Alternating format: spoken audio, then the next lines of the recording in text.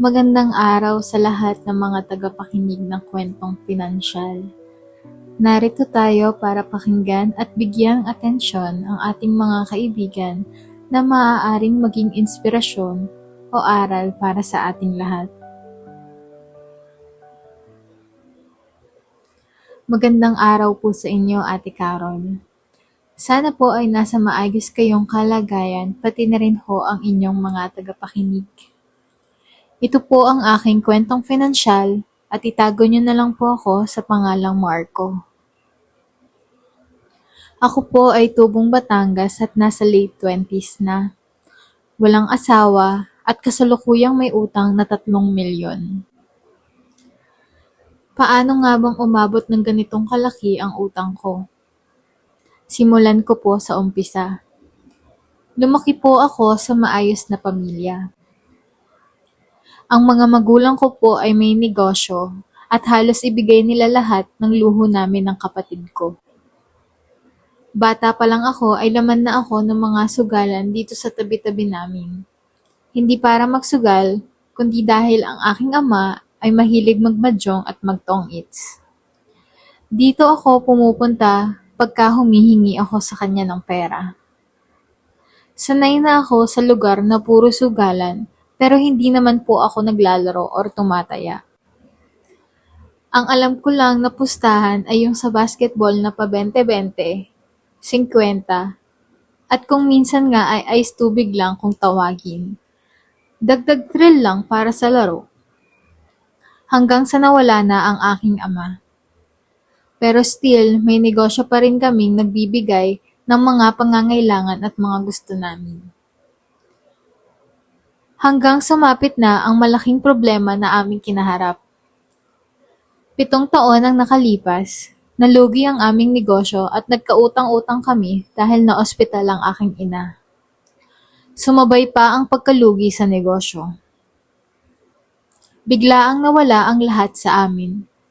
Mga sasakyang pangnegosyo at personal kong kotse. Pero ayos lang, kakayanin. Ang mahalaga ay buhay at malakas ang aking ina. Lagi kong sinasabi sa sarili ko na ang pera ay kayang-kayang kitain. Buti na lang din at may iniwang aral ang aking ama na maging masipag at madiskarte sa buhay. Dahil kahit nung kami nakakaangat sa buhay, hindi siya pumapayag na bibigyan lang kami basta-basta ng pera nang walang kapalit. Pinaghihirapan namin ito at naging mahalagang aral ito para sa akin hanggang sa ngayon. Lumipas ang mga taon at tumigil na ako sa pag-aaral dahil hindi na ako kayang pag-aralin ng aking ina. Nagtitiis na din kami sa gatong sa kahoy at nakaranas na wala nang maisain. Nakakalungkot isipin na dati ay nakakain namin ang aming mga gusto at ngayon ay hirap na kami. Naging leksyon ito para sa akin at hindi na ako nagpaligoy-ligoy pa at nag-apply ako sa isang malaking kumpanya sa Santo Tomas, Batangas. Madali akong natanggap dahil sa aking edad at malusog na pangangatawan. Habang ako ay may trabaho, naghahanap pa rin ako ng iba pang pwedeng pagkakitaan. Isang gabi, nakakilala ako sa inuman ng nag-o-online sabong or e-sabong na talaga namang tinangkilik ng mga tao sa aming lugar. Nag-i-agent siya kaya naman naisip ko sa sarili ko mag-load ng 1,000. Kabado akong naglaro dahil ang kita ko sa trabaho ay minimum wage lamang. Nasa 300 pesos lang ang kinikita ko, Ate Carol. Kung sakaling ako ay matalo, halos 3 araw kong pinaghirapan sa kumpanya yun. Dito ko unang naranasang magsugal. Isa lang ang tumatakbo sa isip ko ng mga panahong ito. Kaya ako naglalaro para malaman ang kalakaran nito at makapag-agent ako sa sabong bilang another source of income. Napaabot ko ang 1,000 sa 10,000 kaya naman labis akong natuwa.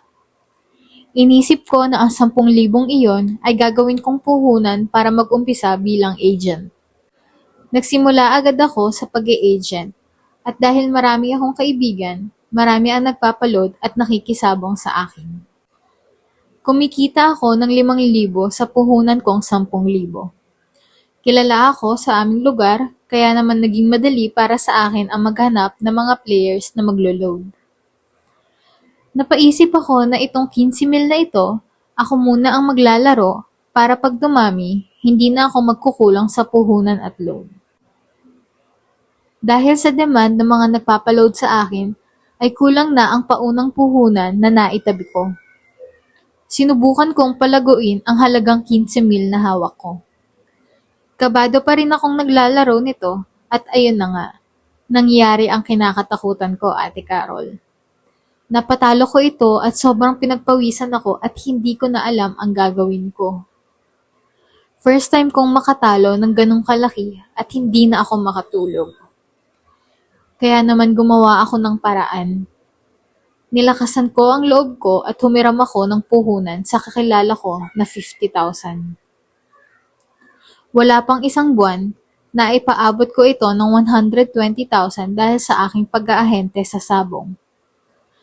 Lumalabas na kumikita ako ng 70,000 sa isang buwan. Kumpara sa sahod ko sa kumpanya na halos 10,000 lang sa isang buwan. Dumating ako sa desisyon na mag-resign na sa trabaho dahil hindi na rin ako makakuha ng maayos na tulog. Hanggang alas 5 kasi ay marami pa rin nagpapaload at kung gigising ako ng alas 7 ay talaga namang pagod na at hindi na makapagtrabaho ng ayos. Fast forward sa patuloy na pagtutok ko sa pag-i-agent, lagi na lang akong laman ng inuman at nasa galaan. Masasabi ko na tagumpay dahil ang sarap lagi ng buhay ko. Kumikita ako ng 6 digits minsan sa isang linggo or 2 linggo. Depende pa rin. Ang lalaki din mambalato ng mga players ko. Pero sa sugal, Ate Carol, palaging may talo. Kaya nag-isip ako ng iba pang pwedeng inegosyo. Nagtayo ako ng babuyan. Sabi nga nila ang buhay parang gulong. Minsan iaangat ka, minsan ay ibababa ka rin. Mabilis na nalugi ang babuyang naipundar ko. Maraming pagsubok ang dumaan at isa na dito ang ASF or African Swine Fever na naging sakit ng mga baboy. Nalugi ako. Samantala, sa aking pag-i-agent sa sabong, ang mga malalakas kong player ay mga nagkakautang na rin sa akin. Naglakas loob akong gumawa ng malaking desisyon na magsimula ng panibagong negosyo. Bahala na.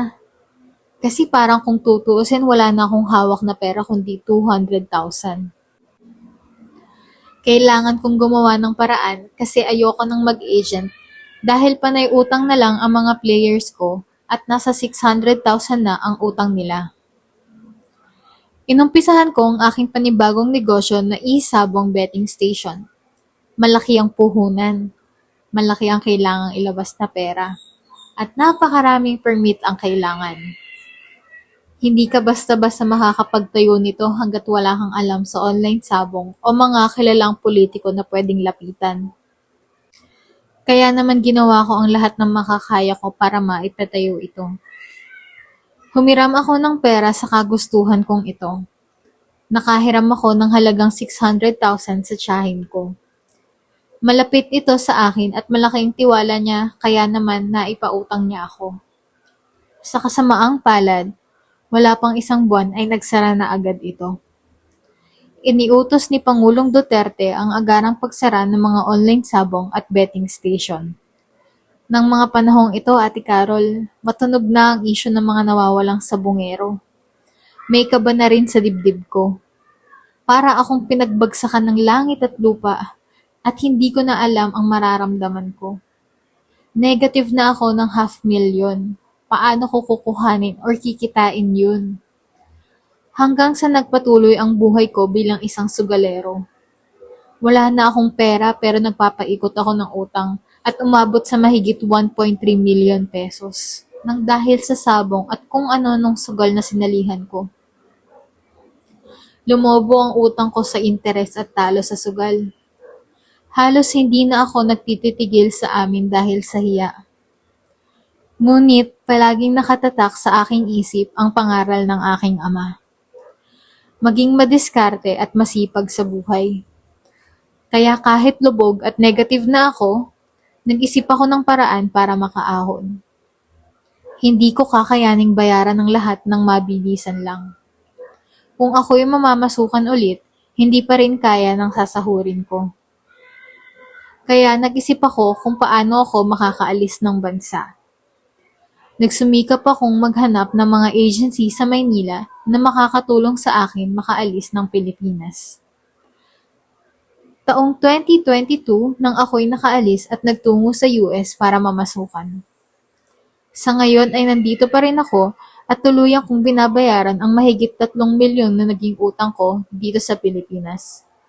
Kasama na rin dito ang naging gastos ko patungong Amerika. Kung itatanong nyo kung nagsusugal pa rin ba ako, ang sagot ko ay oo. Pero libang na lang.